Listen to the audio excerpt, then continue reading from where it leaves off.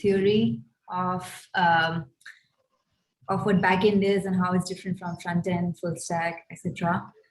This session, we will look at some code and look at some of the basic concepts that backend engineering has, and some of the basic concepts that a backend engineer keeps in mind. So I'm going to introduce myself and our co-host. So I'm Prachi Shah. I'm a senior software engineer at Metromile here in San Francisco. And I have over on and off 10 years of experience in the industry. We also have our co-host Aditi, who is a full stack engineer at New Relic in South Bay, and Elaine, who is a student assistant at Lawrence Berkeley National Lab in Berkeley. Thank you, Elaine and Aditi, for being our co-host today. Also introducing Women Who Code. For folks who are new here, our goal and our mission is to introduce, basically support women in their technology careers and support them through different roles that they choose. Elaine, do you want to take this on?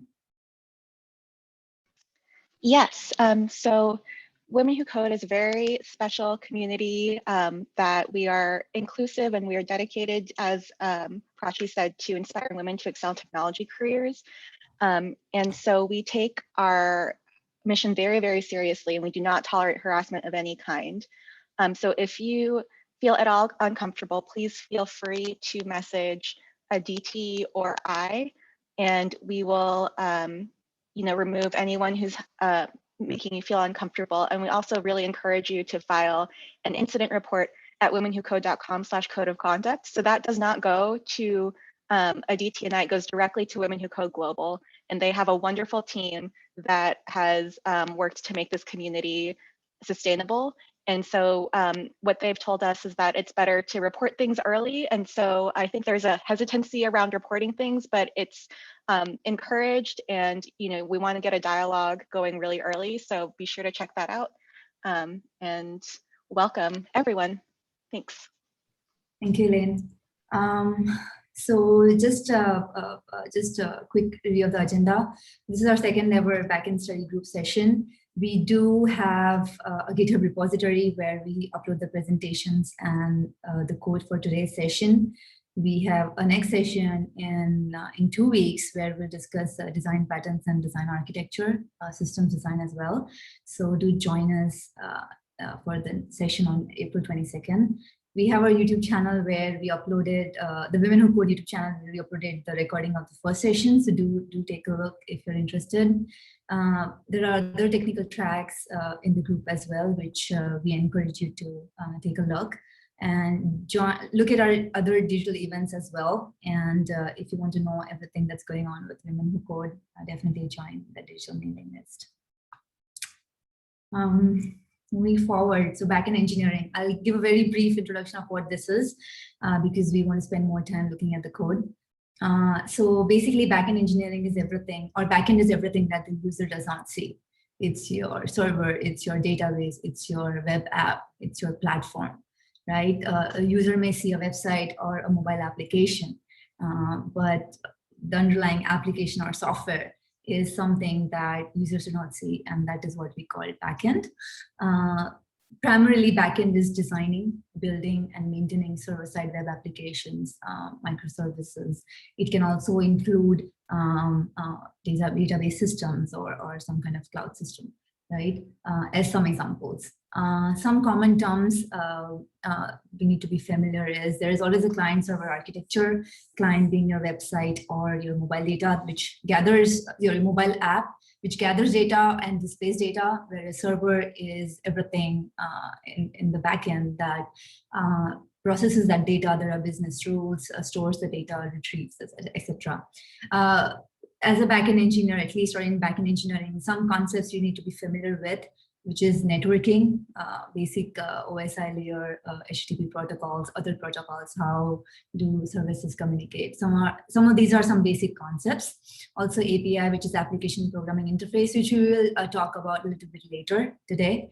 Web frameworks and platforms and microservices, these are some concepts that You can consider them as frameworks or tools that make and standards that make the process and development easy.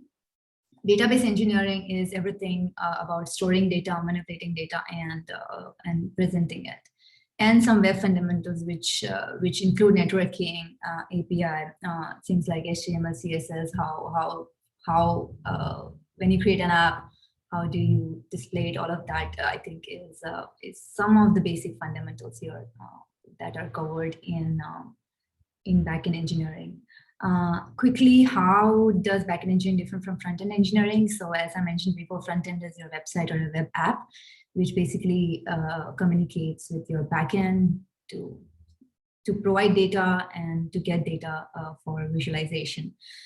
Front-end is a different set of technologies, and backend is a different set of technologies as well. Full stack would be both front-end and backend, but I would say 60% backend when it comes to the roles and responsibilities of at least a full stack engineer. Some other things to keep in mind is design and user experience. This comes with user experience, basically design, and that somewhat overlaps with front-end engineering.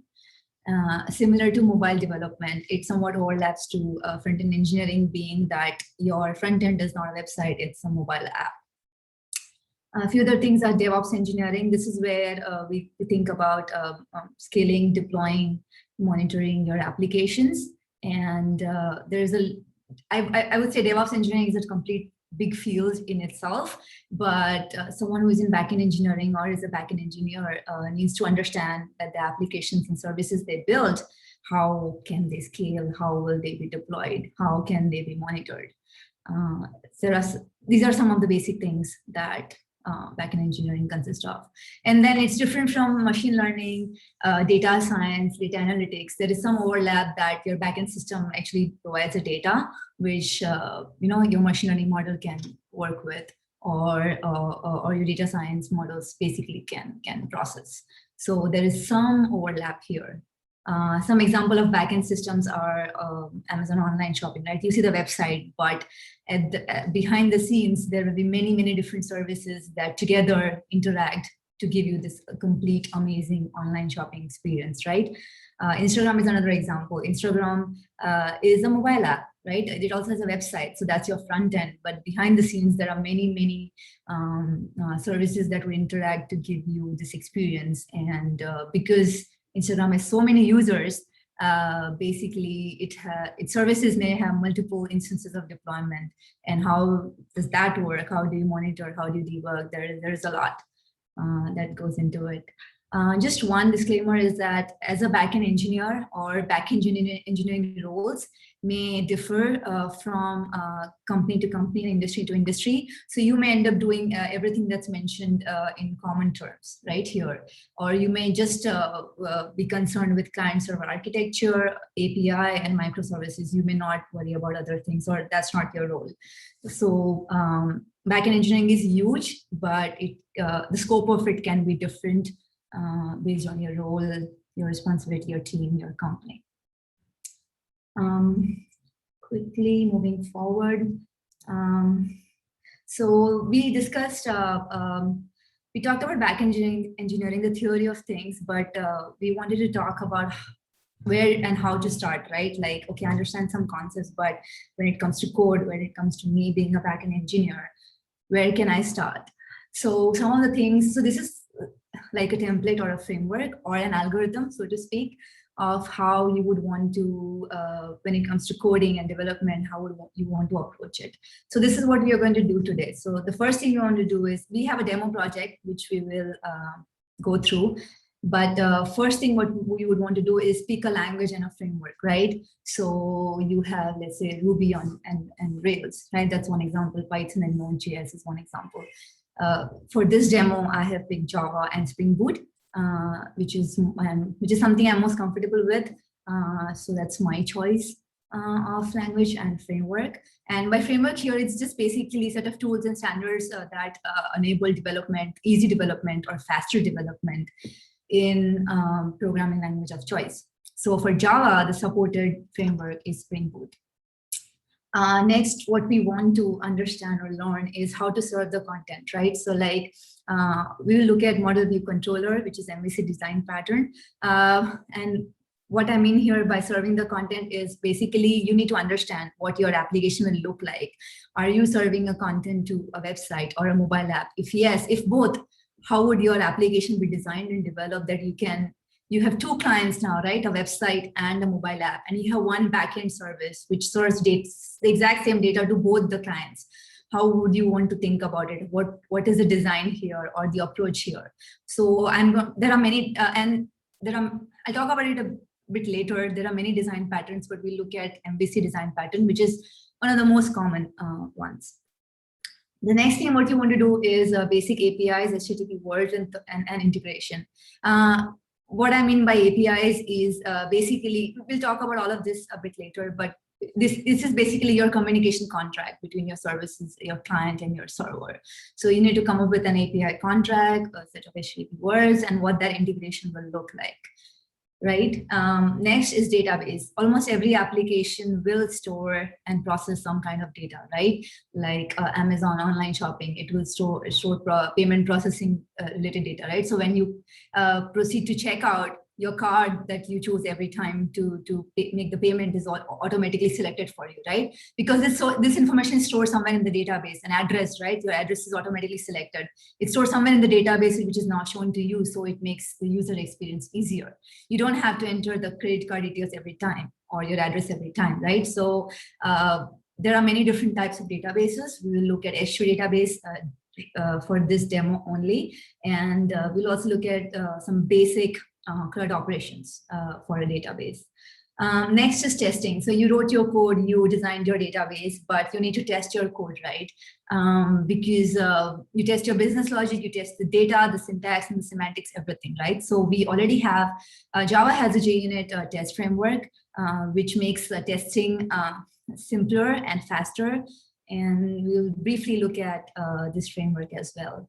Next is now you have the application coded, right? But you want to build it, right? You want to deploy it. Your application is a microservice at this point. Then like, how would you want to build it? How would you want to deploy it? How would you run such an application, right? So we look at that.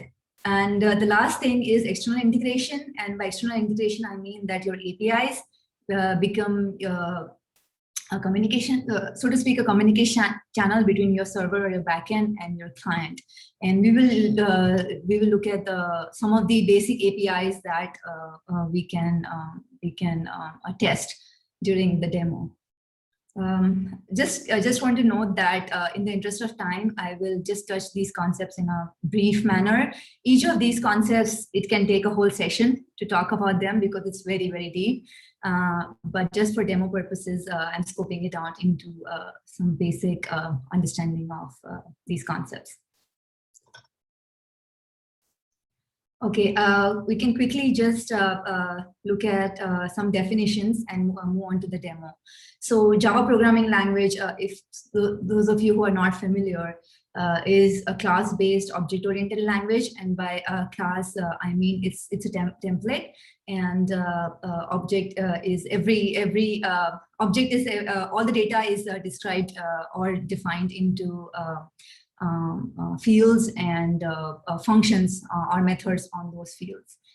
So compared to any other language, which is not necessarily object-oriented. And the biggest benefit of Java is write once, run anywhere, that the code is compiled into bytecode, which can be deployed basically or run on any underlying platform, right? Ubuntu or Mac or Windows or any other platform. So that's the biggest benefit. It's portable in that sense. And Java is more, I would say, is language used more commonly than, let's say, Python or Scala or some other language. So just to make the development easier in Java, we have a framework. Every language has a framework associated with it. That's how we have standardized basic languages and development in the industry. And the Stream framework is what makes Java applications easier to develop and test as well. And what this enables is you can create multiple applications who are loosely coupled. And by loosely coupled is you have less dependency on the applications for data and for business logic. It's more like different applications are interacting with each other. And every application has its own purpose to serve, and they're integrating each other as a whole to deliver one product, for example. And then there are two concepts here. We will not go into the detail because dependency injection and inversion control can be a whole different session. But the basic idea is that the framework creates and maintains the objects for you rather than your code necessarily doing that.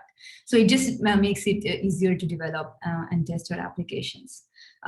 Springboot Framework is, you can say, a subset of Spring Framework, which is more focused towards developing microservices. And by microservices, I mean small services or a smaller amount of code where the service has one job or one purpose, and the service can run standalone by itself. So let's say I create, for this demo, we have created a student management system, a microservice, right? So if I run this microservice, I can totally add students, update students, delete students. I don't need interaction with any other microservice. It's a standalone service that runs. I have APIs and I can store and manipulate the data using some business logic, right? So that's what Springboot Framework is more catered towards. And yes, like I mentioned before, it makes development of REST APIs easier.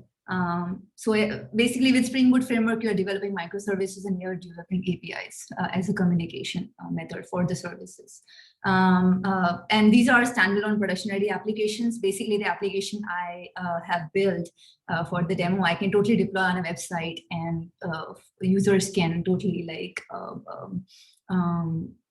use it. It reduces boilerplate code, and by boilerplate code, I mean with the Spring Framework, there was a lot of there was a limitation in the sense that a developer has to write a lot of code by themselves. What Springboot does is it added it as a part of the framework itself. Therefore, writing the amount of code reduced while still providing the same benefits and capabilities. And it supports in-memory databases, which is something we'll talk about a bit later. So for today's demo, we'll use Java programming language and the Springboot framework. MVC design pattern. So this is something, so let me talk about design patterns first. In a very simple terms, design patterns are templates or set of solutions to solve a given problem, right? So let's say you want to build a student management system, right? We can use a model view controller because that design pattern or template gives us a out-of-the-box solution to build this system. So I don't have to think about how will I design my data, how will I design my application, where should I begin from? I don't have to decide everything. I know there's a design pattern, model view controller, which I can use, and I can, and that's how I will be able to, this is an architecture, so that's how I'll be able to quickly, using this template, design my application and focus more on how the data looks like, how to manipulate it, business rules, etc. So MVC is model view controller, where model is your objects carrying data. So this is everything related to how your data looks, right? Your database system, your schema, what kind of models do you have, how do you want to store your data, right? Let's say, for example, when a student enrolls in the university, you would want, they would provide their first name, last name, their department, let's say their course, and the year, but that's the object, right, that you get from the student, but that is not necessarily how it's stored in the database. In the database, you may store information about, okay, they are enrolled or they are graduated, some other information about the student, some other information about the university, which the user may never see, but that's more information stored in the model or in the database, right? So they can be different. Controller is basically, it connects or integrates with the model and the view. Controller keeps the model and the view separate. And that is where you have your business rules. You do the data manipulation, basically your validations, all of that is where the controller layer stores And view is your visualization and data representation. So here, so in this example, so ideally a view is like a website or a mobile app, right? But because for this demo, I have not created a website or a mobile app, my view becomes my APIs, because my APIs will give me the data that I require. So view is what data you send to the client and how that looks like. So the client becomes your view. And in this example, it's the APIs. So quickly, let's look at what is an API, right? Let's look at REST first. So it's a representational state transfer, and it's just a standard for communication over HTTP protocol. A lot of these things are concepts or standards which have made development, I would say, similar or structured through applications. So a lot of these are concepts actually. An application programming interface or an API is basically a set of functions for data exchange. It also serves as a communication channel between different services, right? So by functions here, I mean, you can add some data, you can delete some data, you can retrieve some data, right? You can update some data. So if you look at the next line, HTTP verbs, there are these set of predefined verbs that determine what these functions are. So post here means you actually add, in the example of a student management system, right? Post would be actually add a new student, get would be get the information of that student that I just added, put is update the student information, and delete is, okay, the student graduated, let's say, we don't want to store that information anymore, so we will delete the student from our system. So there are these set of standards and HTTP words that as you design your APIs and your service, these are the standards that you can understand or look forward to. Microservice. So back to microservice. These are loosely coupled applications which are easy to scale, deploy, and monitor.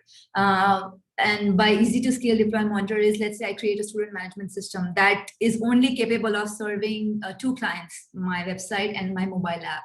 And it's only capable of serving 2 users, right? One user is from the website and the other is from the mobile app. Now, what if I wanted to serve like 100 students? My app won't be able to do it because of the limitations of memory, my laptop, a bunch of basically resource limitations. So what I can do is, instead of deploying this the service on 1 laptop, I can deploy it on 4 laptops. That way I'm able to serve more applications, right? More users. I'm able to scale, and then I can monitor. This is a very basic example, but when you build microservices, they are standalone. They can just be like multiplied or deployed in different systems, and that's how you scale them. And then there are many different tools, developer operation tools that will help you do the deployment, scaling, monitoring, etc. These are independent applications and they serve one purpose. So for our demo tonight, we have a student management system. All it does is it manages students. It will just serve one purpose. If you want more other operations or something else, then there should be a different service which will take care of just doing serving that one core purpose. And my microservice and that microservice can communicate for data exchange over APIs. Yes, so we use REST APIs for communication. And microservices generally support database implementation and management. So like I mentioned before, almost every application has a database. So your microservice will have code to create the database, update the database, and do some basic CRUD operations on them.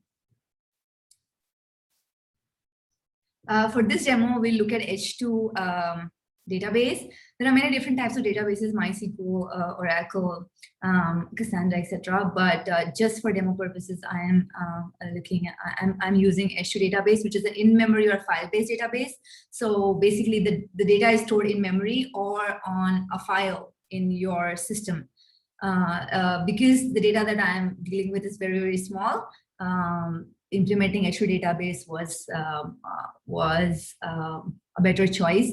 Also, my data is relational right now. I'm storing all the data in a table. So H2 serves that purpose. And like I said before, it's a minimal amount of data. H2's database doesn't scale well. So not an ideal choice if you're thinking about like a real life example or a system. This may not be the best choice of database. And we'll look at some basic, so CRUD are basic CRUD operations on data.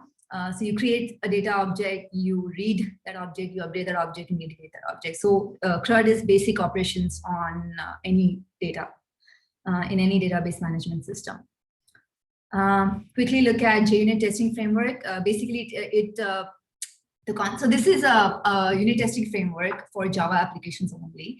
And the concept here is for test-driven development and unit test, where test-driven development is basically you test the functionality first, and or your problem first, and then from there on you think about how the development will look like, how the testing will evolve, right? And unit testing is you basically test one unit or one function of your microservice at a time. So I will write one test for testing create student, or one unit test for testing read student information only. So one specific unit at a time. And we'll also use Mockito library. That is I can talk about it a bit more when I look at the code, but you may not want to, at given time and depending on your test, you may not want to test the complete functionality of your code, right? You want to test only one specific unit, but there are different moving parts that make microservice whole. So you can mock certain layers where you can create some dummy or empty objects, just so that testing that one specific unit makes it easier and faster. And we'll look at the code and we can talk about it a bit more. So you have now developed this application, you have added the database, you have added all your tests, but you need to run this application, right? You need to build it. And that's where Maven build automation tool comes into the picture. It basically helps package your application to a jar or a war, depending on what you prefer, what your deployment should look like. The core concept here is that of a POM file or a project object model file, which is basically an XML file, which describes all the dependencies that you have. And it also has an out-of-the-box set of commands that can help you basically do the build automation here. So we can quickly look at the demo. Are you able to see my screen?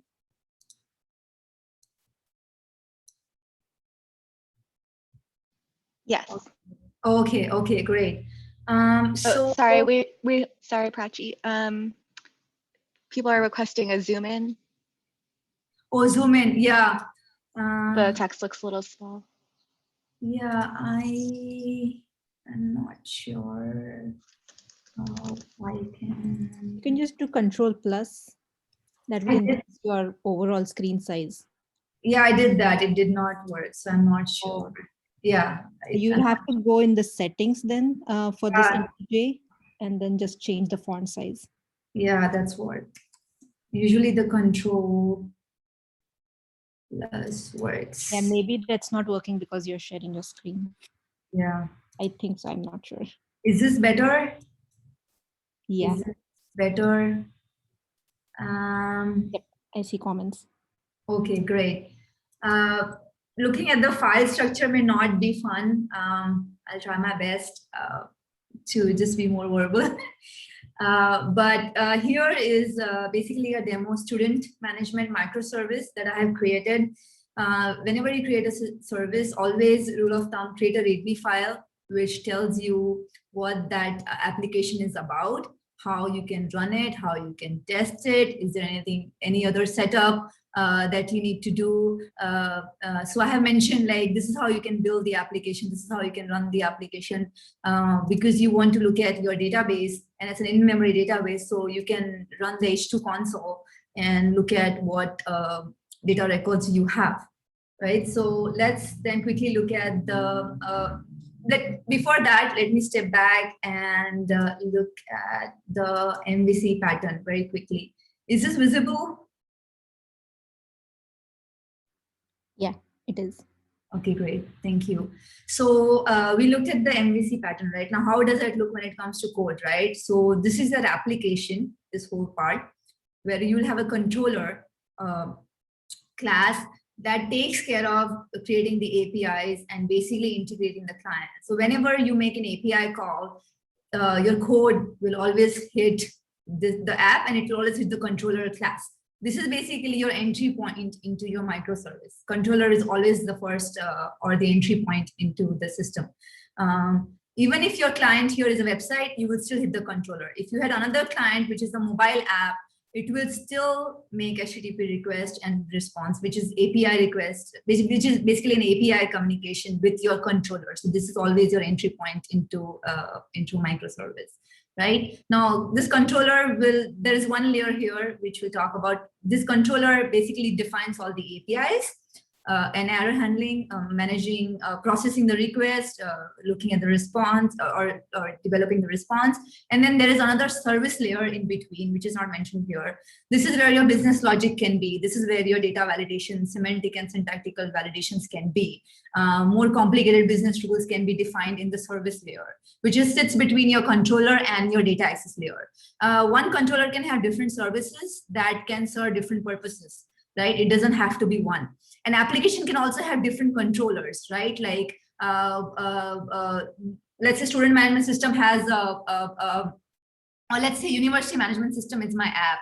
There will be one controller with APIs for managing students. There will be another controller with APIs for managing professors. So depending on what API your client calls, it will hit a different controller, and your same service can have different controllers and different underlying services that serve the data and business rules for this controller, which has the APIs. And data access layer. This is basically where you define how the schema will look like, what your data models will look like, what will this interaction be between your controller service and your data access layer or DAL layer. And from the controller to the service is when you actually write the data to the database, and you can read from it. So just to kind of visualize how this is a very, very simplified model view controller pattern diagram, and a very simplified version of basically how microservices look like. So now if you look at the code, we have a student management controller. So if you see structure, I don't know if it's hard to see this part, but if you see, my student management controller is just to note, or a disclaimer, I will not go into every detail about this class because it requires some basic knowledge of like the Spring Framework, Spring Boot, and Java. So I want to focus more on the concepts here and how that aligns with code, rather than why are we using this annotation versus why are we importing this class. Let's not, I would prefer not to talk about that, because in the interest of time, I also want to scope it out, because I can talk about this for like easily hours. But so to begin with, we have our REST controller. So in Spring Boot, we have these annotations. Remember I mentioned that Spring Boot simplifies a lot of boilerplate code. So initially I would have to write a lot of code just to tag this class or mark this class as a controller and a REST controller. With Spring Boot, I have this annotation, and if I click on it, you can basically see you have some documentation here, which will basically explain what is going on in this class. And this is what Spring Boot Framework did it for me. I don't have to write all of this. I just have to add an annotation at the class level. And when I make an API call, it will hit this controller and these different methods. Right, so I also have to define the name of my service. So here I'm calling it student management service. And as of now, it only accepts JSON data as an HTTP request and as an HTTP response. I also want to log a few things. So if you see here, I have run my application and I was actually testing it. And you can see that there is a good amount of logging that I have done. I've added a student name so-and-so, and their enrollment status is enrolled. So all this logging comes from this logger factory. Basically, this helps me log the status of my application. And this will help when your system has integration Splunk or some other logging framework where you can actually debug and see what is going on, what is the behavior of your service at a given time. It helps mostly with debugging. And then here I've created like a constructor, and my constructor here takes student management service, which is my only service right now for serving the data to the controller. I have defined it as a part of my constructor. Now let's look at the add student API. So this is the method here. So I have a post mapping. Remember the HTTP verbs, post, put, get and update, get and delete. So for adding a new object into the system, we use the post mapping. So here again, annotation helps us reduce the amount of code. See, otherwise I would have written request mapping and then the type is post and a bunch of other stuff, which this is all boilerplate code, which Springboot and these annotations help me basically reduce. So I just write this one line and I'm good to go. Prachi, speaking of boilerplate, we've got a great question, and maybe you want to address this at the end or now, as to how much is the boilerplate in the code? I would say annotations are, most of the annotations are here. Also, if I basically most of the annotations are here. Even the loggers, all of that is kind of like already defined in the framework for us. If I look at, the repository here, this is also a lot of this is basically,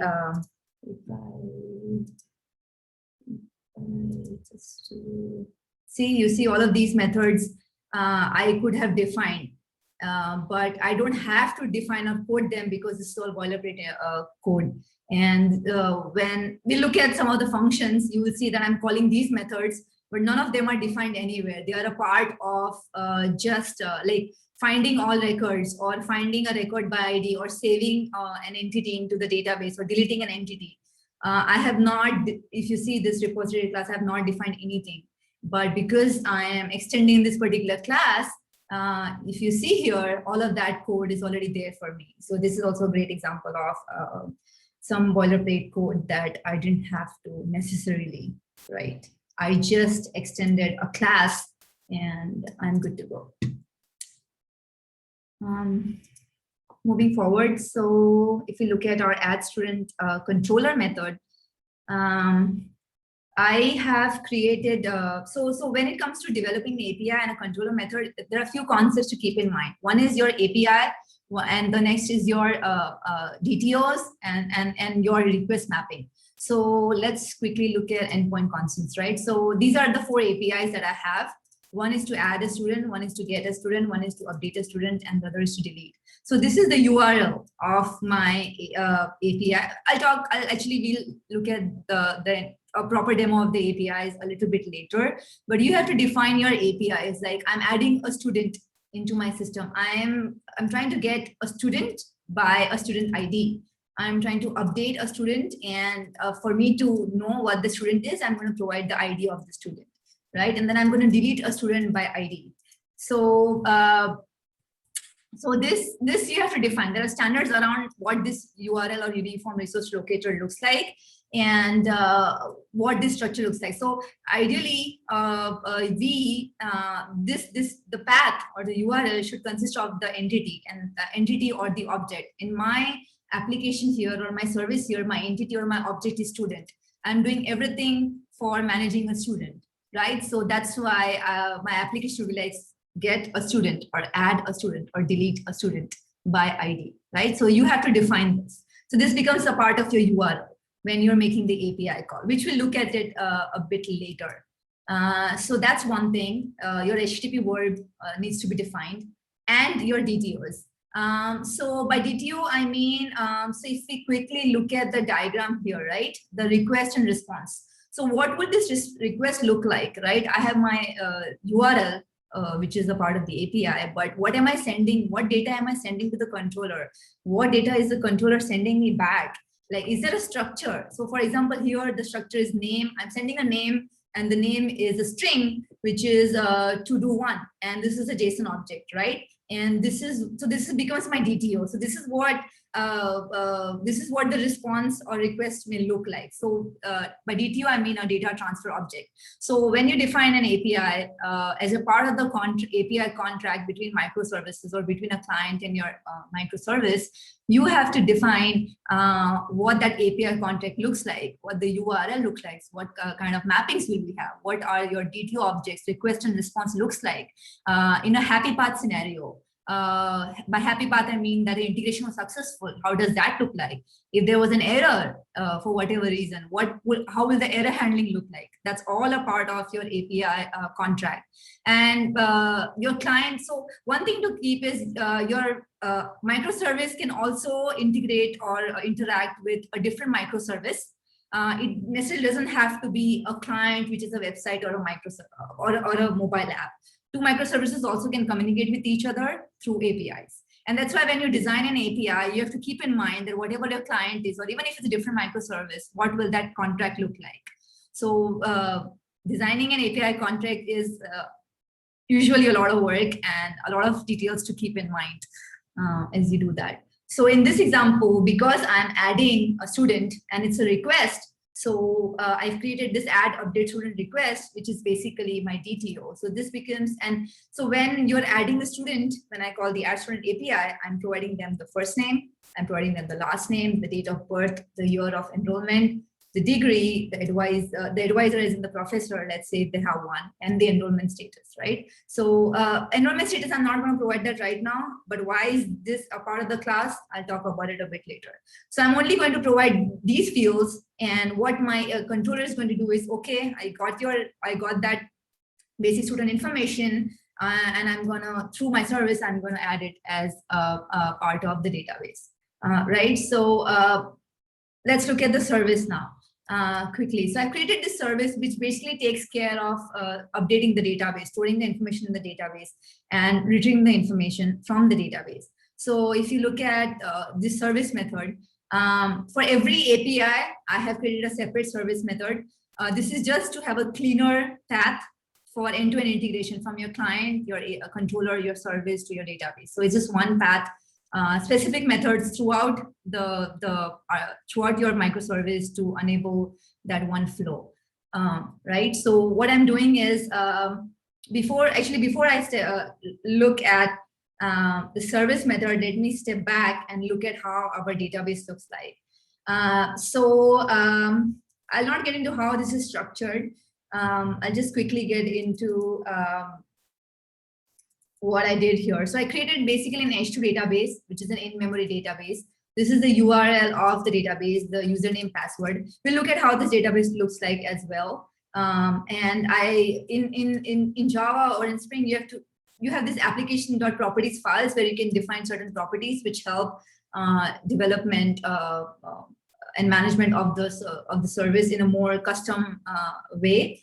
And then I added a SQL script, which basically what I'm doing is, so this is how my model will look like, right? My student table has a student ID, which is the primary key, a first name, last name, date of birth, year, degree, professor, advisor, and enrollment status. So when I run this application, what it does is it creates this table, and then it has all these fields initialized, and then I can store all this student information in it. And here's a repository, which basically is a student management repository. You can have different repositories, each corresponding to a different database. So your application can have 3 different databases, and every time you add a student, you can add to 3 different databases. You can totally do that. But each table ideally has one specific repository. And just because I have one table, which is a student table, I have one repository, and it supports CRUD operations, basic create, read, update, and delete. Right. So in my service, what I'm doing now is, let me step back a bit more quickly. So this is how my student model looks like. So we talked about what the DTO is like, right? That's for API contract, and that's where DTOs come into the picture. But you're not going to store a DTO in your database table. What you store in your database in your table is a model, and you have to define that model, what those fields will look like, what will their name be. So if I look at my script, right, I have a student ID, which is a primary key, and it's auto-generated. last name, date of birth. All of this defines my student model, which is basically one record in my database, which we'll look at a bit later. So if we go back to our service for adding the student, we have this one object which is DTO, and we have this model which is different, right? These are different objects. So here I'm just mapping. So everything I get from my DTO gets converted into my model. All the fields are set. And because I'm adding a student, I'm specifically setting this one status where it's like, oh, the student enrolled, right? So I'm setting, so this becomes a part of my business rule or my business logic. And whenever I add a student, I'm going to make sure that their status is set to enrolled, right? And then I'm going to look at this save method. Basically, I'm calling the save method, which is part of that boilerplate code. And all it does is saves that model or entity into my database. So if you see, it's just like a 4-line code to actually add a student in the database, which was not the case with Spring. We had to actually define all these, all the code in very much detail. If you have more business logic, you can add more code here. You can write different methods and manipulate your data. But for the simple application, we're just adding a student, right? And I'm doing some error handling here. If we have exceptions or any errors, then I return a null, and how that looks like, we'll look at it in a bit later. And once I have successfully enrolled my student, there was no errors at all here, then I'm returning API response, which is a different DTO. And what this does is it tells me, okay, this is the student ID. We added a new student, so we generated a new ID for them, and the enrollment status is now enrolled. So I created this enum which has different enrollment statuses like enrolled, withdrawn, graduated, or deleted. And we can talk about it a bit later. Enrolled is the student is enrolled, or they withdrew their application, or they graduated, or for whatever reason we don't want the record in our database, we just mark it as deleted, and we don't actually delete it. Because usually when you in real life, when data is added to database systems, they are rarely deleted. All the data can be marked as unused or old, but people like or applications in general, the data is never deleted. So you just mark them as deleted, so it's not used anymore, right? So this becomes my DTO for my API response for my API, which is add student. And remember, I return a null. And if I return a null, then what I'm going to do is I'm going to add some error that there was some error adding a student, and it was an unsuccessful operation. So you have to also do some kind of error handling. And so here we are doing some kind of try, catch, exception, and error handling. But when it comes to a controller, you should also, your application should also be user friendly in the sense that if there is any error, then that should be communicated to the user. If you send this as an error, your front end may be like, okay, the API returned this response. So I can show a different text box or a pop-up or something to the user.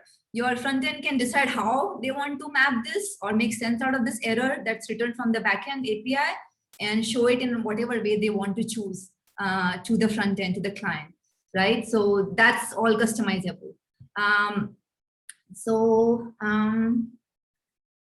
See, I'm also logging. If it's successful, I'm logging the first name, last name of the user. So if you see here, successfully added so-and-so student with their enrollment status enrolled. This is basically this entire line is what is going on.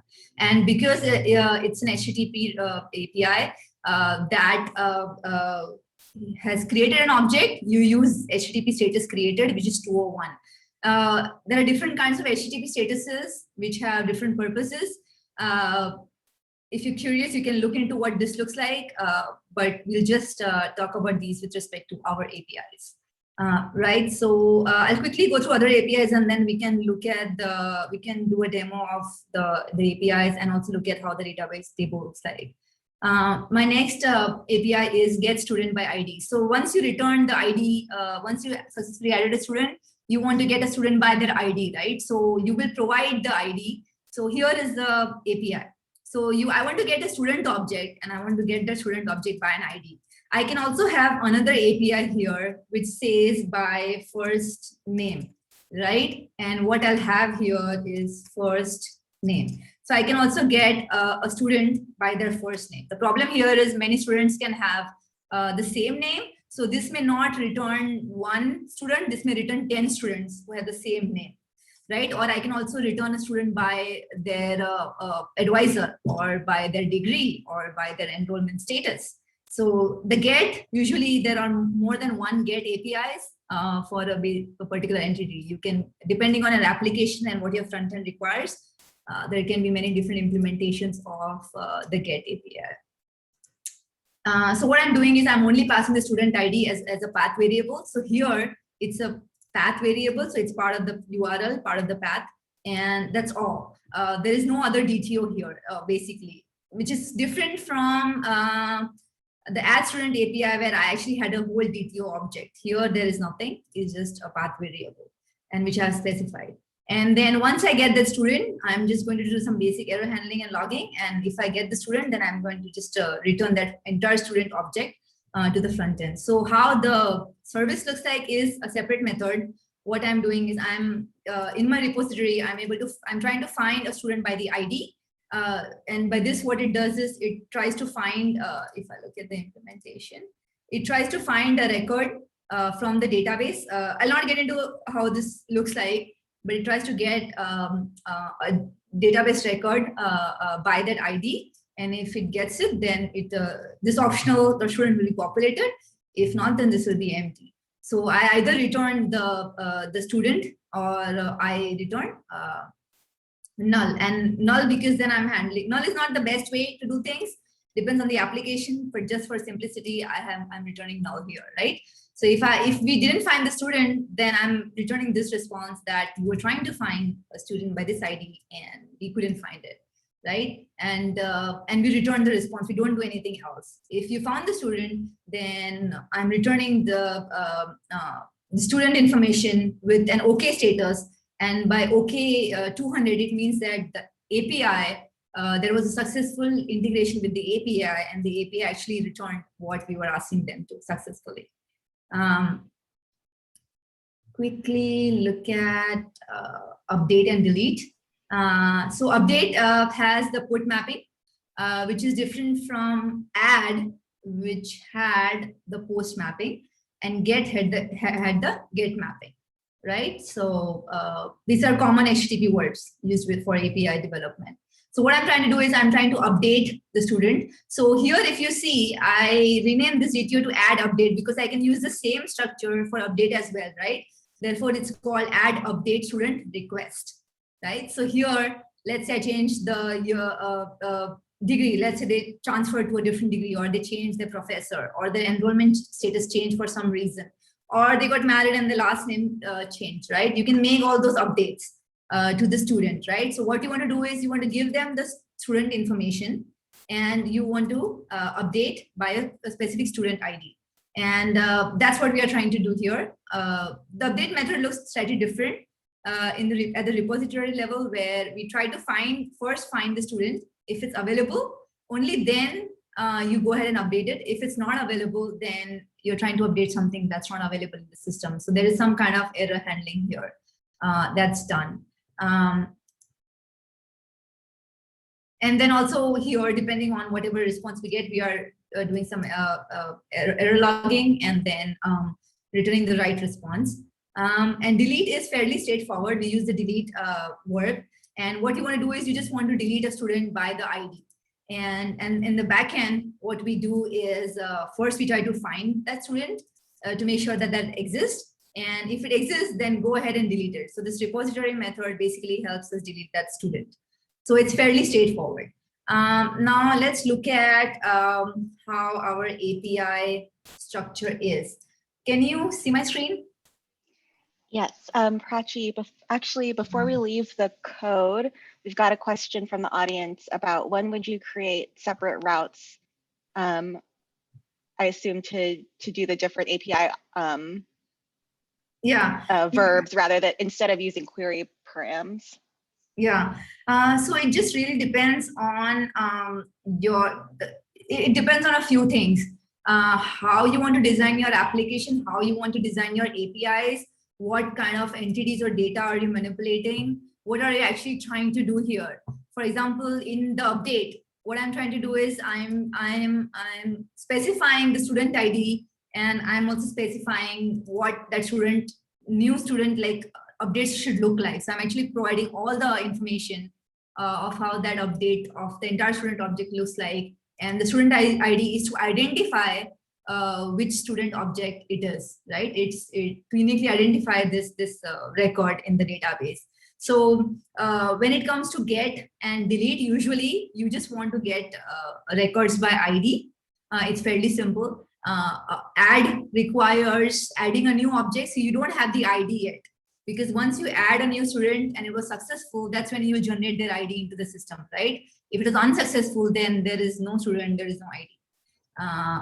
So it really depends on what you're trying to do, what kind of API it is, and how does that align with like your business rules or your functionality, or how your service actually look, or what your service, what purpose the service serves actually. And this all boils down to like API contract designing. You define all of this as you design your contracts.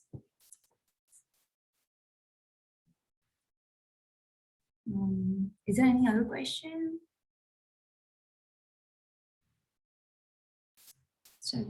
Okay, I don't see any other question.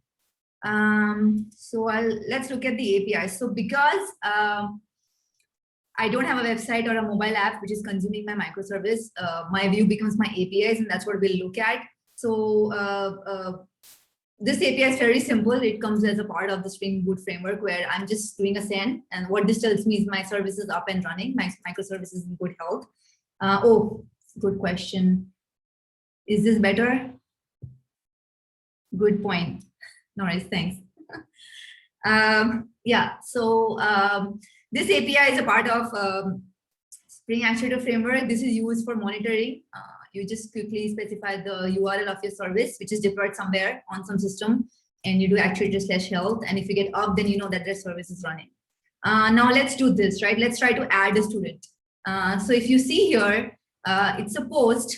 This is my entire URL. If you see localhost 8080 is because I'm running the application locally. Student management service is what I had specified the name of my service in the controller. And then this is the endpoint constant that I was looking at, I was talking about, /student. So I'm trying to do a post to add a student, and I'm going to provide the body, right? So this is my API, and this is my API request body. And because my API only accepts JSON, therefore I have structured this into a JSON format. Right, so my student has first name, last name, date of birth, years of enrollment, degree, and advisor. Now, when I do a send, what you will see here is the student ID was generated, right? Because it was successful, and the status was enrolled because now the student is enrolled. And if you look at my IntelliJ, you will see that I'm logging student Jane Doe was enrolled with this status. So this helps you also see if there was an error here for whatever reason. This log here will help you debug like the exact line or the exact class where your error was, and the logging helps you with that basically, right? So I'm adding Jane, I'm adding Jamie, Elliot. If you see Jamie, the ID is 44. If I add Elliot here, which is a different student with different credentials, the ID will be 45, right? Because it's incremental. The next ID, if I add Christian, so there's one thing. It is a bad request. My API errored out with 400 bad requests. Now this is because the API, the URL is correct, the HTTP verb is correct, my structure is correct, but I am trying to add a degree which is not supported. So if we look at, if we look at the degree enum, my application only supports 3 different degrees. You try to add MBA, which is not a degree that's supported. So my application will automatically throw a bad request. And if you see here, degree, right? String MBA is not one of the accepted enum classes. The enum classes are only these which are acceptable. Therefore, my application, there was a JSON parse error, and because the enum does not match, and therefore my application will throw a 400 bad request. And this is something that's automatically done by my Springboot framework. It understands what is going on. There was a JSON parse error, and it knows that rather than returning, in this case, we returned a 211 created, right? It returned a 400 bad request as my HTTP status and the error. So this is what the framework actually helps you do. I didn't define at any point that I want to specify, I want to provide a bad request for my API. The framework did it for me. Now let's say we added Jane, Jamie, and Elliot. Right now we want to get their get that record. So I'm going to say this is the get API, the name of my service, the exact URL. I'm trying to get a student with this ID, and I don't have a body here because my get get API does not have any request body. So I just need the ID, which is a path variable. This is the path. This is the path, and this is my variable, right? So if I do a send, it is going to get me that information, right? And if I look at the log, it will tell me that successfully found the student with the student ID. And if you see, the student is in the enrolled status, which is something we are doing in the backend logic in the code, right? As we added a student, we set their status at the very beginning. So that this becomes a part of my business logic, right? And the ID was also not generated. My system internally did it, and it set it for this particular record. So if I try to get, let's say, 44, then that's a different person, that's a different ID. A different student has a different ID and their enrollment status. Now, if I, let's say, try to find a student which does not exist, this ID does not exist. I don't have 101 students in my database. So I will have a bad request because this is bad data that you sent me. This status will look different depending on what your API contract is. You can change this. And error finding student with so and so ID. So if you see in my my logging does that, but also specifies that. But if you see in my code, I have specified it here that if we didn't find a student by that ID, my service gives a null response. And I'm doing is there was error finding the student by the ID you provided. So my bad, it's really structured. Now let's say we want to update the student, right? Like let's say we want to update a student with ID 4, and we want to change their status from enrolled to graduated. And graduated because that's one of the enums we support for enrollment status, values we support. And let's say the student graduated from the system. So if you just send this, then now you will see that the student was graduated, and this is the student ID. So this is my response JTO, and my response JTO here is not returning the entire student. It's returning only relevant information that for the given student ID, the status that you provided is updated. So this is a confirmation. So now if I do a get for the student,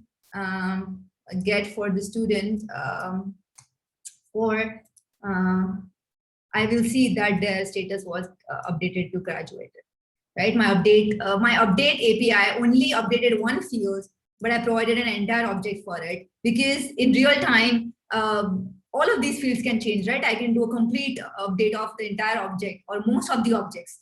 So just to maintain simplicity, you can provide the entire structure with all the fields that are changed, and they will be updated. So here, let's try to update 101, a student with ID 101, which does not exist. So this will also error updating student with 101 because it was not found. And delete student is fairly straightforward. You just provide the student ID. Actually, let me provide 44, which exists.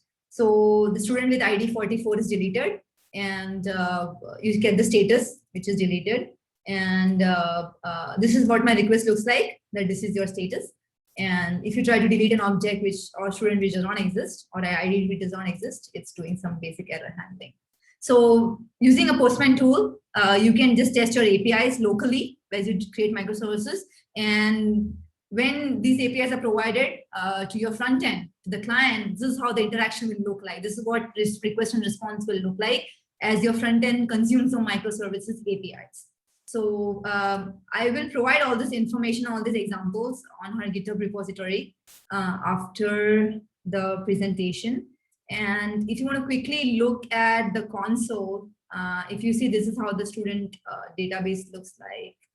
So I'll have to first log into the H2 console, which is my local database console. Because it's an in-memory H2 database, I have a console where I can look at all my data fields. So I have the student table, if you see, created.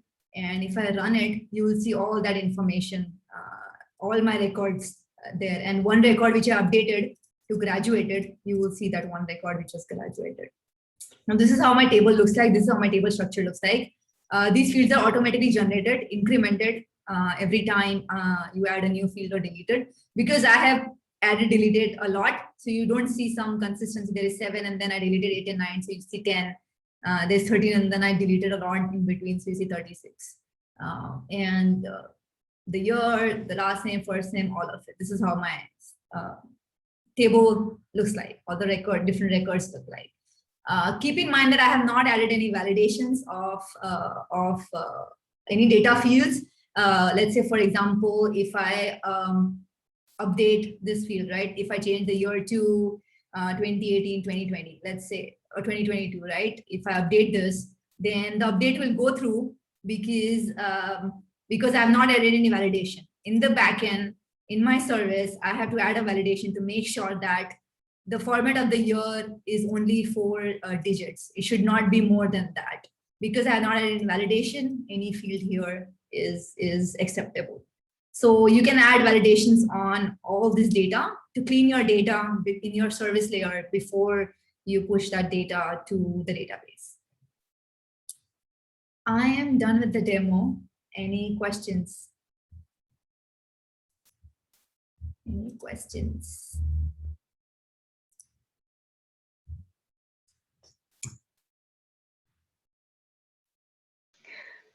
Prachi, we had a question earlier generally about Postman, whether there are other uses of Postman in backend development. Yeah, so I demonstrated a very basic, very basic usage of the tool. As you can see, there are a lot of options. You can provide different parameters. You can provide authorization information like JWT tokens, any kind of authorization information, because in real world, most or pretty much all of your APIs will be authorized. It's like let's say, right, a Tesla API, Tesla's website developer page will tell you, oh, these are all the APIs to get a vehicle information. I can totally add that API here and just do a Postman call and I can get somebody's vehicle information. Well, no, right? That is wrong. I need to have some credentials, some kind of authorization to make sure that I'm the right person who is accessing the Tesla API for the vehicle that I'm authorized to, right? So some of that information can be added here. There are different kind of headers like a content type, right? Let's say my APIs accept content type JSON, but your API can accept content type of JavaScript or these kind of other basically different content types that your API can accept, right? So all of this you can set. Your API can accept an MPEG file, right? Or some kind of, or it only accepts JPEG files. If you provide a PNG file, your API will fail, right? It will error out. So you can specify all of this. Bunch of other fields you can specify here, right? Accepts, and then when it comes to security, there's a lot that goes into API design, authorization, authentication. We can set the cookies, bunch of different things, and your body basically is in our example is JSON. It's raw of type JSON, but it can also be JavaScript, text, HTML, XML, depends. GraphQL can be a request, something binary, some kind of form data. You can also run some specific scripts, so set some specific scripts before making API calls. There's also a test. You can, I don't completely understand, or I've not used the test feature here, but if you just look at like Postman is like, you can run mock servers, there's some kind of monitoring you can do, you can specify environments, you can have different collections of APIs, each collection corresponding to one service, right? So I think Postman tool is huge. I just showed a very basic demo or usage of it, depending on my service, which is a very simple CRUD service. And yes, ask me, it's a lot. But I would say this is very basic. Every backend developer does what I did every day. this is what they deal with. Like usually there is a controller, there is a service, some kind of data layer, data access layer. Let's say like any software engineer, right? They write a new API for a new microservice. They will write the service, they'll write the access layer, and they'll just run their API locally here so that even they can write tests and they can see how the API, the DTOs, request response looks like when all this is sent to the front end, right? Because the front end will see this, the response. So whatever I showed is very basic, backend engineer or developing microservices in Java at least, our work.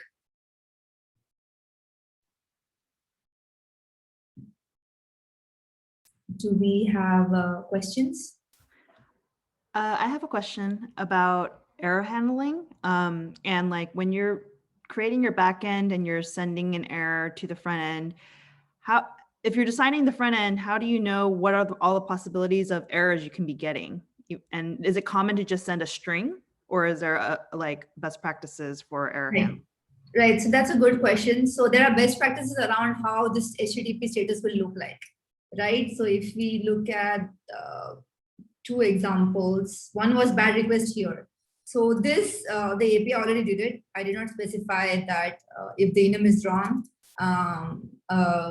if I got an exception in the backend and the enum is wrong, I can totally catch it and I can define a more specific response, which is a response DTO that I can design, and I can send that. So if I would have structured this into error response DTO, then that would look like HTTP status, error, and a message would be like, the enum that you have provided is not supported by the backend, or the degree you have provided is not a degree the university supports or has, right? I could have been more structured about this, right? So you can totally define different HTTP statuses, right? And then you can also define what the error and your message looks like. And because your front end, let's say there are 5 different errors that can happen as you're adding or updating a student, right? And based on that, your client can do 5 different actions, right? Your user experience, you want to give a different user experience for every error that is possible when adding or updating a student. So you can be very specific about what that exact error looks like, and your front end will know that depending on the error message, it needs to do X. Depending on a different error message, it needs to do Y, or it needs to tell the user to do Y. So it's a different user experience or option provided to the client.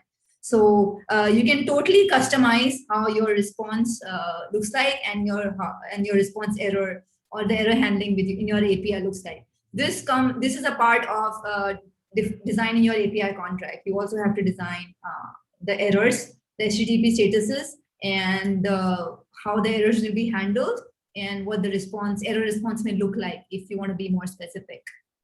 So where in the backend would I be able to tell them there's 5 errors? These are the 5, so they don't have to just test it and come. Yeah, so at the very basic, you can add your DTOs here for handling the errors. I added one for the error, if you see. And what that does is HTTP status and error message. And if you see, this is a very basic, just for the example, for the demo, I did it. And if you see here in the delete student, that is my error response. It's a bad request because the student ID is not available. And my error is error deleting the student ID. I could have mentioned a few more things in this error response DTO, which may help the front end or the client to make different decisions. But you have to define a DTO, an error response DTO, for every API. And ideally, there is one structure. So there may be 5 other fields here. They may or may not be populated depending on how many error response DTOs do you want to define. You can do 5 or you can do 1 with 5 fields in it. Up to you. That's a design decision as you design the API contract. And where do you specify that? So in the controller, you can specify that, right? So here, what I'm doing is, if you look at, let's look at delete, right? Basically, what I'm doing is here. I'm this method. If I was not able to find the student for deleting, this is what I'm doing. I'm creating an error object, right? I'm setting up the request, whatever status I want to specify here. I'm setting up the error message. This comes from let's say this comes from here. This is my error message. So this method will set that as an error message, and my response entity will actually return an error with the status, right? So this is where I have mapped it. So in delete, I map it in different locations, right? If we didn't find a student, you return an error response. Or if there was any exception that happened during all this code, then I still return an error response because I was still not able to find it, right? It was unsuccessful. At this point, I would have said something like, like there was some exception in the system or something else, right? Or I would have written this like student ID in so and so, like here, let's say, right? Student ID in so and so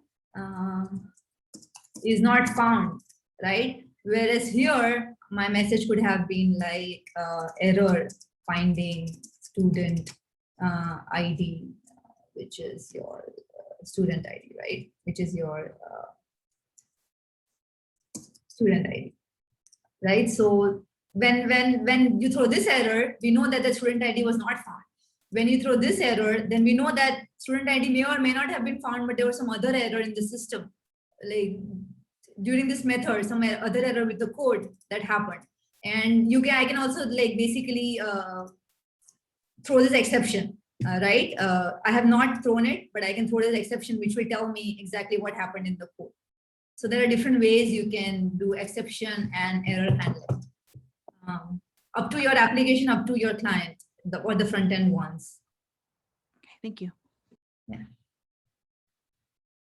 Do I have any questions?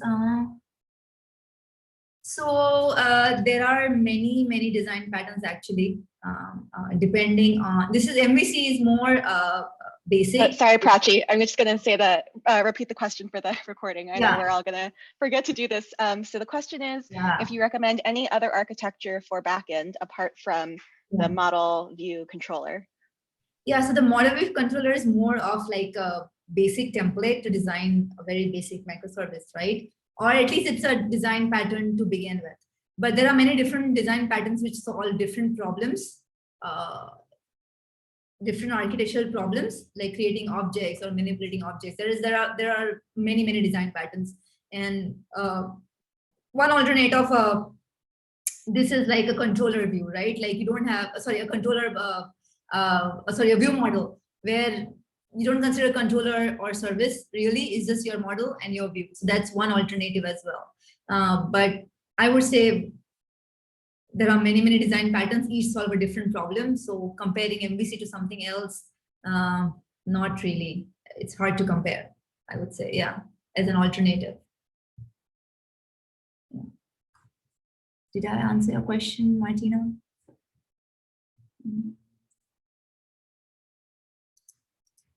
I have another question from Divyani. What are the best practices to propagate exceptions or handle exceptions from a very low level business logic all the way to your calling method process? That's a good question. So if I understand your question correctly, if I look at the delete, right? So let's look at the service, right? My service is calling the repository. And what I've done is I have all repository calls, I have wrapped them into a try-catch block. And this can catch any exceptions, right? Because this is an umbrella exception class, rather than, let's say, illegal argument exception, which is very specific, right? So what I can do here is, if I do not do a try-catch, actually, I think my code will error out, but if I, let's say, do not do a try-catch, and if delete, find by ID for whatever reason throws an illegal argument exception, it will all populate, it will propagate from this method in the service right up to my controller class. And if I didn't even add a try catch here, it will actually bubble up, and my response will, my API response will actually throw a bad request or something. If you look at the enum example, right, I did not catch on purpose, I did not catch the exception that happened with enum, right? Like it was MBA, which is not a supported enum. So it all propagated invalid format exception. It propagated an HTTP non-readable exception. It propagated all the way from my backend up to my API response. And if you see here, I got a bad request. This is not something that this is not a error response that I had defined for that API, but this is an exception that got propagated. And in the API response, it's a bad request. And there's no message because I have not handled this kind of errors. There is no message here. So that's one. If I understand your question correctly, that's one example. So that's why if you see, I have added exception handling at service layer, the data access layer, and controller layer, because I want to be more specific with what exceptions I have, and I want to handle them properly so that my API returns a more specific, more curated response. And the front end will know exactly what happened, what error out, right? If let's say if we try to get a student, right? If if I say that student ID does not exist, then my front end, my API response would be like student ID does not exist, right? Not exist, student ID, let's say, right? So my front end will be like, oh, I cannot get this information for you right now. Maybe update something on the front end. Maybe it's bad data, right? Compared to like if I add an error message where like something went wrong with getting the student. So front end can be like, can you try again? There was some glitch, something happened. So that's a different user experience, right? And it just depends on what error message my backend provided, and at what point I caught all these different exceptions and how I make sense out of them. Good resource. I don't. There's a book about design patterns. There are a couple books about design patterns. I don't remember the authors right now, but if you are a part of the SF backend study group on Slack, then I can share some resources about these books, some about learning design patterns, and also like information about these books that you can refer.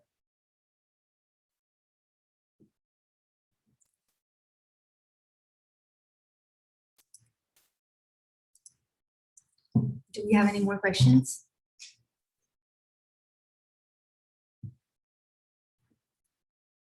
Of course. Yeah. There are different kinds of patterns. It's actually in our next session, when we look at system design and architecture, our next session, which is on April 22nd, I can talk a bit more about different design patterns and some very commonly used design patterns. We can, I think, yeah, we can split that session into design patterns and system design as well. Yeah. Elaine, can you maybe share the invitation to the Slack channel? I think Anika. Yes. If we're winding down here, I will now share a bunch of links. And if you need links, just stick around and let me know. So I'll do Slack channel, GitHub, YouTube, and the form. Okay, 1 second. Yeah. If I'm not sure if I look at my presentation, we have the resources here in the presentation as well. I've uploaded this presentation and all that code to our WWCode SF backend study group on GitHub. Here in this repository, we have the presentation and the previous presentation as well, which was our first one. And there is another project, which is this whole student management service code that you can download. Feel free to download, play with it, try a few things. I did not talk about tests because in the interest of time, but if we can quickly look at test, I've written tests at the controller level and at the service level. At the controller level, what I'm trying to do is test my add student API. Happy path, which is everything works fine, and unhappy path is when there was an error. So if I just quickly run this test, so if you see, it's a unit test where the unit here is add student, and I'm only testing one unit, one function at a given time.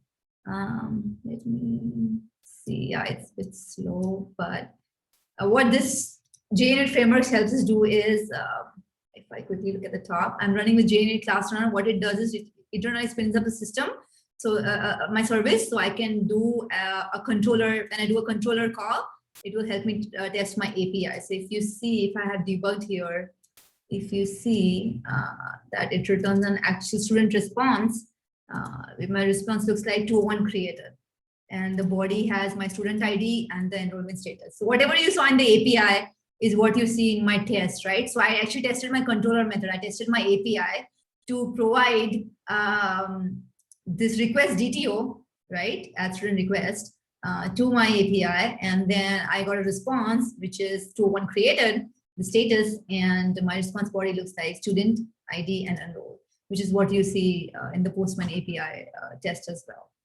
And if I want to look, I want to test for an error, what I'm doing is I'm providing a very bogus request. It's basically a list of nulls. And if I do a debug, then it will return bad request because, well, the data is bad. And it's bad request here rather than any other HTTP, any other HTTP status, because my data provided is bad, right? So this tells the front end that the data is incorrect, or it's something that we with the backend cannot work with. So we will throw a HTTP status bad request. So I have written controller tests for every API, the happy path, where the integration is successful, and the unhappy path with just one unhappy path, which is a bad request. You can write more tests for specific error, right? Like you can, so depending on how your API is designed, I can write one test just to test for that my API returns this error. I can write another unhappy path test which returns this error. So my API threw an exception. So basically, there is usually one happy path test, and there are many unhappy path tests where it tests the HTTP responses and also your data, right? Failed validations, more errors. You can write one test for each of those scenarios.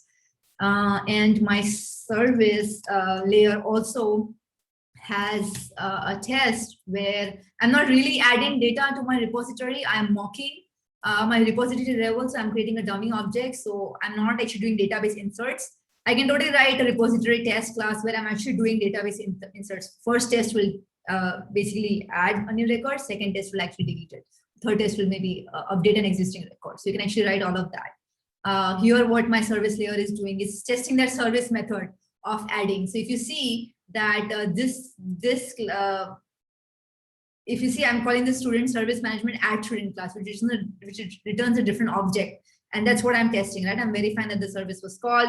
I'm verifying that that response, what my method returns, it has a student ID and the enrollment status, right? So I'm asserting all of that, testing for all of that. So here I just added happy path tests for simplicity, but you can also add unhappy path tests. Let's say your service does exception handling, right? So here, let's say in this example, I'm doing some exception handling. So I can have an unhappy path test for exception handling for delete student by ID API or service method. Yeah, but what I've done in this demo is usually very basic when a backend engineer or when you does coding or when you develop a microservice, at least in Java. Some of the concepts here, best practices here this is very basic to keep in mind as you develop. And I've done very simple implementation of things. This is not completely production ready for sure, because I should add data validations. I should add a proper error handling. There is more to it. I have not added unhappy path tests for the student service yet. I have not added repository tests for the repository, right? So there is more for me to make the service like production ready. But for the demo, it's very, very basic and it covers pretty much everything. I have a question about the databases that you choose. I think before you mentioned that like when you choose a language, there's usually a framework that goes with it. Like MVC is a very common design pattern. I'm wondering, like when you're choosing a database, is it also usually like there's a very strong default that people use, or is it really up to you? It's really up to the application and up to the developers. By developers, I mean your company only has the infrastructure to support relational databases and only MySQL. So whatever new application you design, you would only want to use that because it's easy to learn. Everybody knows about it. It's easy to learn new concept, let's say, or everybody's familiar with the technology and the database. So you don't have a necessarily learning curve there. Your infrastructure is set up to, your company infrastructure is set up to support that database and scale it. So easy choice. So that's one thing. The other is depending on how your data looks like, right? If it's a relational database, here mine is a relational database. I have a table, right? So that's how I want to store this information. I could have totally stored it as a JSON object, right? Which is what my request GTO looks like. I could have totally stored each student record as a JSON object. Then it would become a non-relational database, basically an object database, right? So my structure would look different. So then I would pick let's say MongoDB as my chosen database because it's NoSQL and it's my data schema doesn't look like a table. It looks like a file, let's say, or a JSON blob in the example I gave. So it's up to how you want to store that data.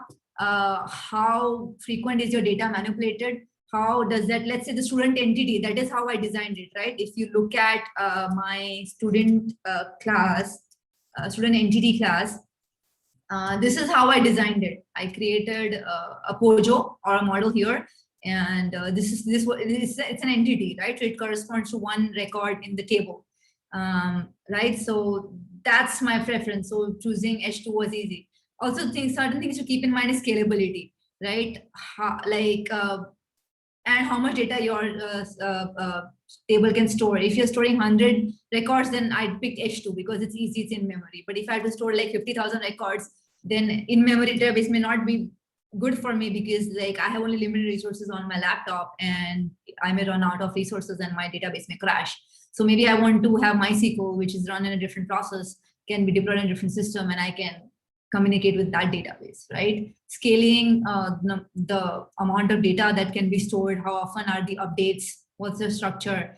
A lot of it goes into how well is the indexing, right? So a lot of it goes into picking a database, and actually picking a database and technology doesn't matter if it's compliant with, like most databases are compliant with Java, so you should be fine, at least when it comes to this example, right?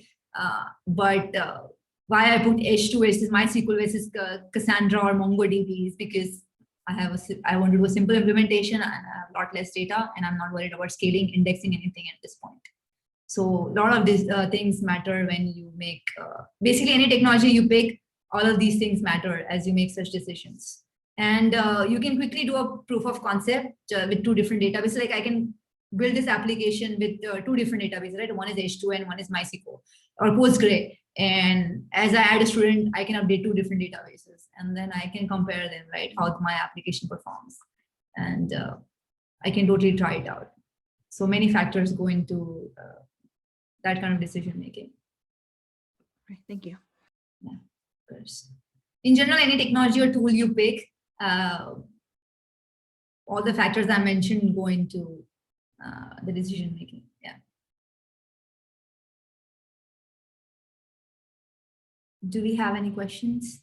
I'm looking at the chat.